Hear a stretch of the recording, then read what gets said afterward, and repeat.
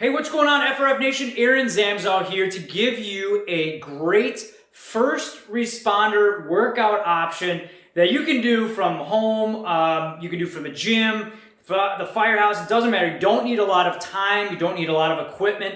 And you don't even really need much of a script. You just need to watch this video and you can kind of create your own. I'm going to teach you a little bit of the insight how we make our FRF workouts and the pieces and parts of them. So right now, going through the country, there's a lot of weather issues, there's COVID issues. You may not have exposure to a lot of equipment. You might be stuck at home with the kids, but that's no excuse to not work out and to not work out properly. So let's break down what this FRF, first responder workout option, really looks like and entails. We're going to break it down into really 5 parts. And I like to do all the different workouts that I follow and create into these 5 parts because they help us get the most out of our fitness and help us really improve, and it matches, really the components that we need to be successful at our jobs. For instance, mobility. We need to make sure we're mobile. We need to make sure we work our core.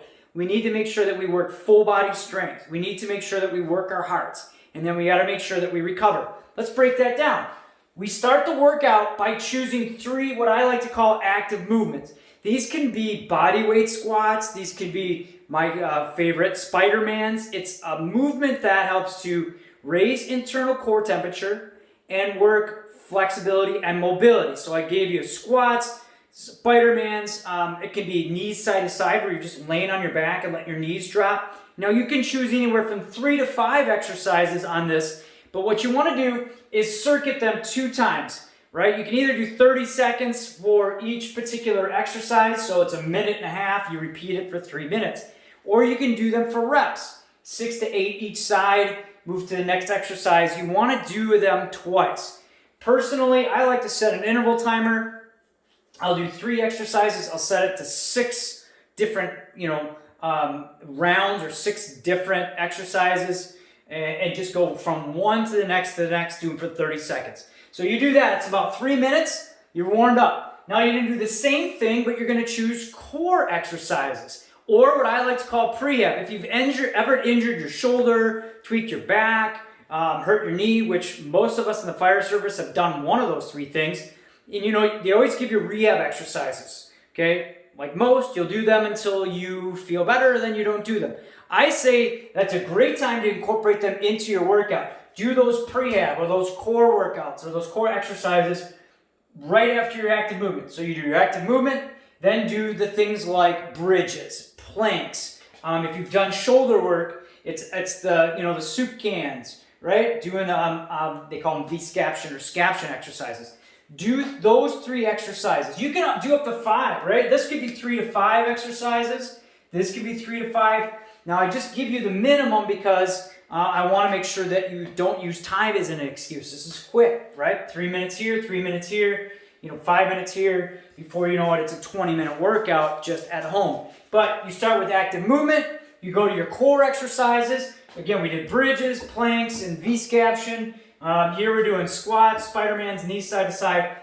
All right, you got 2 circuits done. You're warmed up. You worked your core. Now we're going to throw in at least 5 strength exercises. If you're at home, you got body weight. So you could do lunges. You can do rows by tying two blankets together. Or if you have a dumbbell at home, you can do a floor to ceiling press, push-ups. Some type of full body workout or full body exercise. And here as well, you can set them up in a circuit, do it 3 times. You can also do it for reps. I like to do what's called outcome-based workouts where you can do, okay, I'm going to do 50 push-ups, and then I'm going to do 50 rows. I'm going to do 50 body weight squats.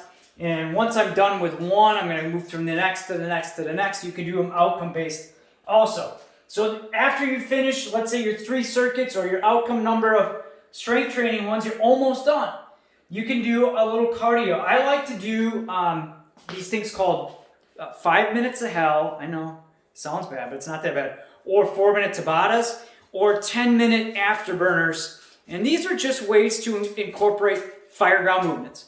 Like, what do we do on the fire ground? What do we do as first responders? We crawl a lot, we squat a lot, hold that squat.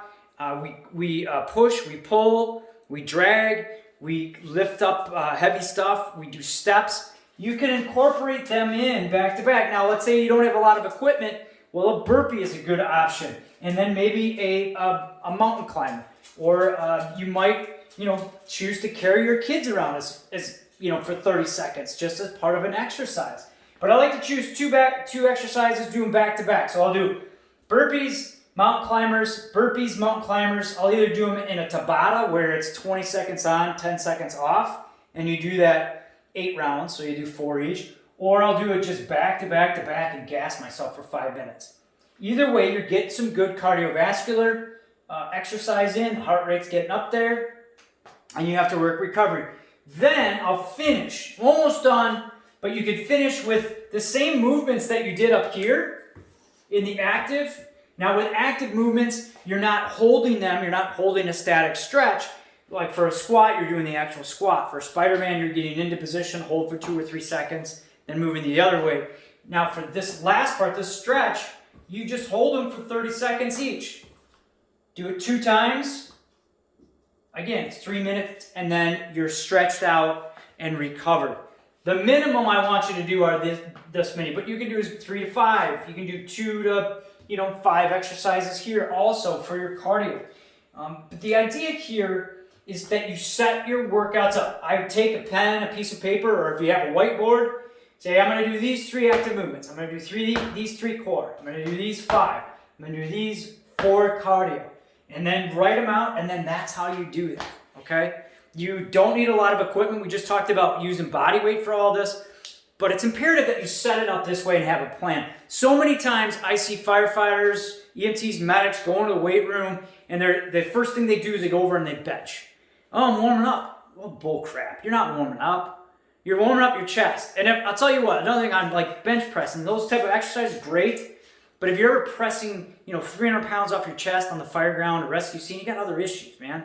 So that's all part of working out more like a first responder in the way that you should.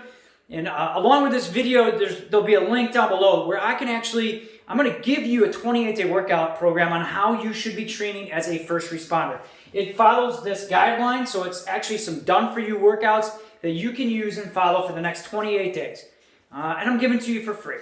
My hope is that you like FRF, you like what we stand for, what we do, and you continue along with us. So check for that link down below. Please leave a comment. Let me know if you have questions. Let me know if I'm onto something or on something, if you agree, if you disagree. And if there's any way I can help you and your crew get FRF, please let me know. Thanks, everybody. Boom.